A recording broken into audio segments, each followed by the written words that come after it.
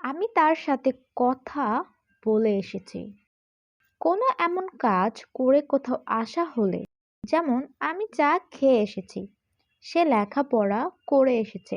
এরকম সেন্টেন্সকে ইংলিশে আমরা কিভাবে বলতে পারি সেটা সেন্টেন্স স্ট্রাকচার হচ্ছে সাবজেক্ট প্লাস সাবজেক্ট অনুযায়ী have has plus come after. ভার্বের সাথে আইএনজি যুক্ত হবে।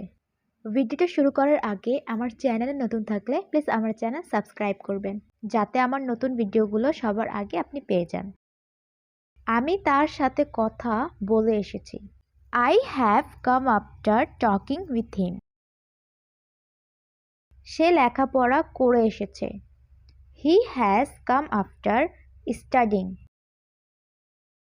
আমি চা খেয়ে এসেছি। I have come after having tea. তুমি কথা বলে এসেছো।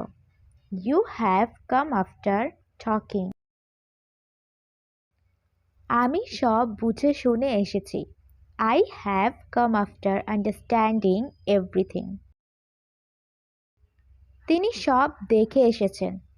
He has come after seeing everything. I hope ভিডিওটা আপনার সবার অনেক ভালো লেগেছে। প্লিজ আমাকে কমেন্ট করে জানাবেন এটার ইংলিশ কি হবে। সে সব শুনে এসেছে। ভিডিওটা দেখার জন্য আপনাদের সবাইকে অসংখ্য ধন্যবাদ। ভালো থাকবেন। আসসালামু আলাইকুম।